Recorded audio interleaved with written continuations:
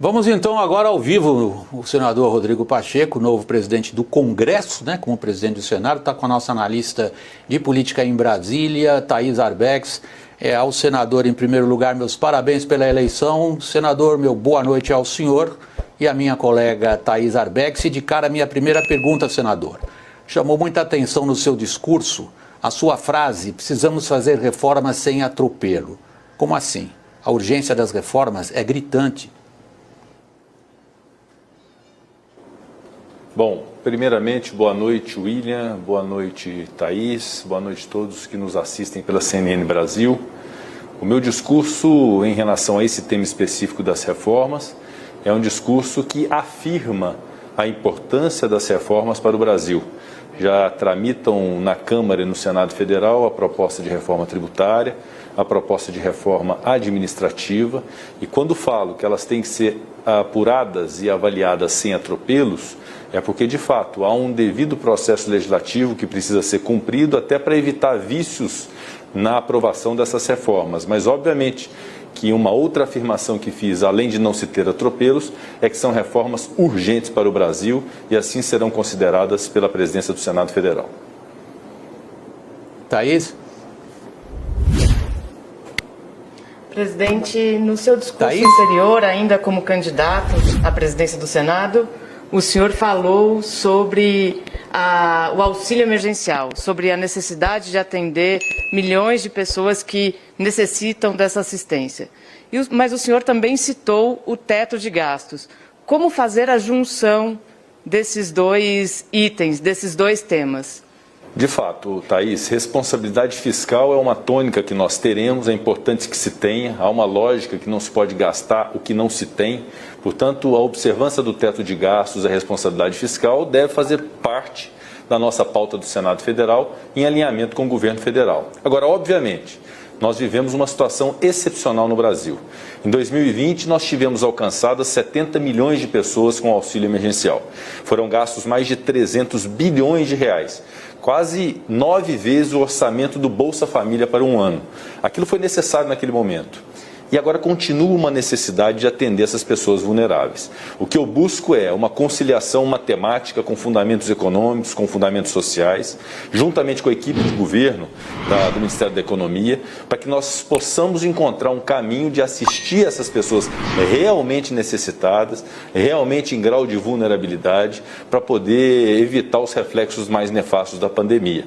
O que eu vou propor fazer já nesta semana é uma reunião com a equipe econômica do governo federal para entendermos quais os fundamentos econômicos que nós temos para compatibilizar esses dois interesses, da responsabilidade fiscal com a necessidade de atender as pessoas Brasil afora. William? Senador, por último, há duas expressões que o senhor acabou de usar agora que são de muita relevância. A primeira é a sua expressão, uma conciliação matemática. Alguns diriam, senador, fazendo uma brincadeira bem humorada com o senhor, que é a busca da quadratura do círculo. Porque o senhor fala em situação excepcional que prosseguirá. Essa situação excepcional jogou as contas públicas brasileiras numa situação muito grave. Agora o senhor está esperando do Ministério da Economia saber como é que a gente vai sair disso? Exatamente, nós tivemos 743 bilhões de déficit orçamentário de 2020, justificado sobretudo na necessidade de socorro imediato aos reflexos da pandemia.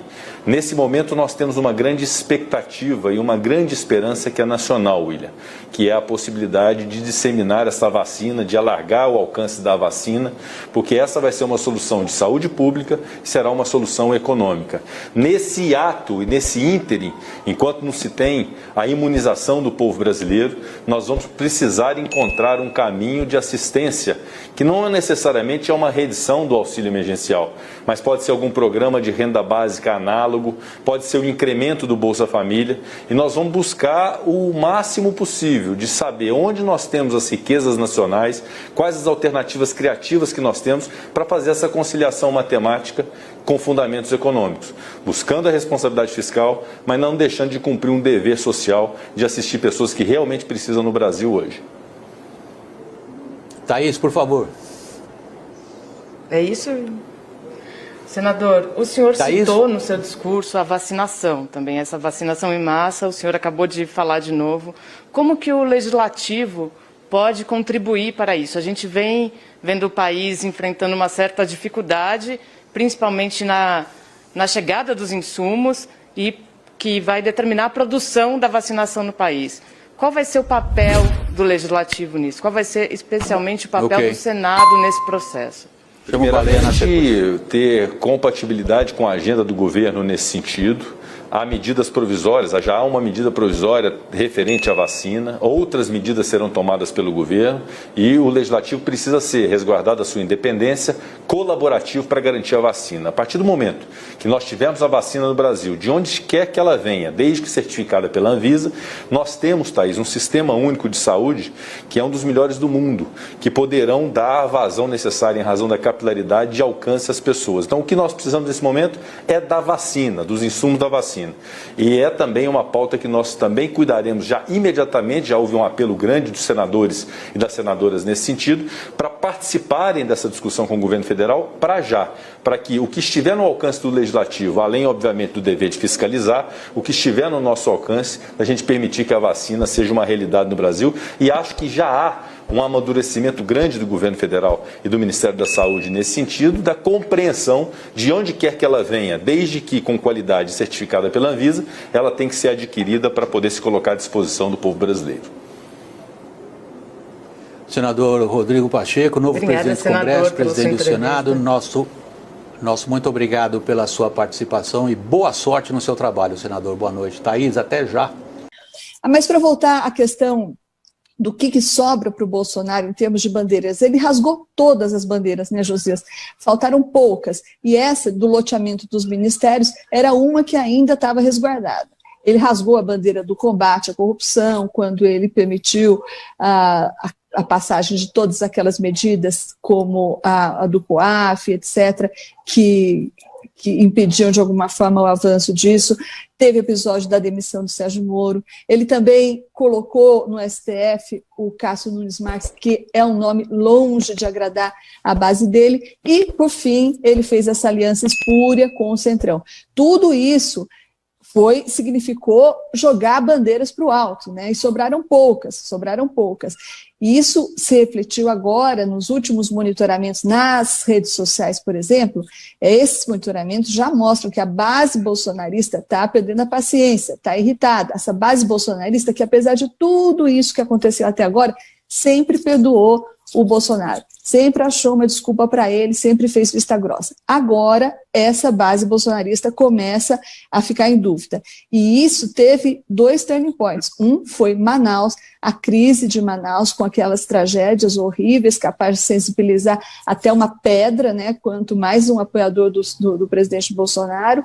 A desgraça, o desastre que foi a gestão daquilo e que acabou, sim, caindo na conta do Bolsonaro. Esse foi um turning point. E o outro, de novo, que a gente já mencionou aqui, que foi o fim do auxílio emergencial. São públicos diferentes, mas contribuíram para dar essa balançada, essa desequilibrada no apoio dele nas redes sociais, inclusive.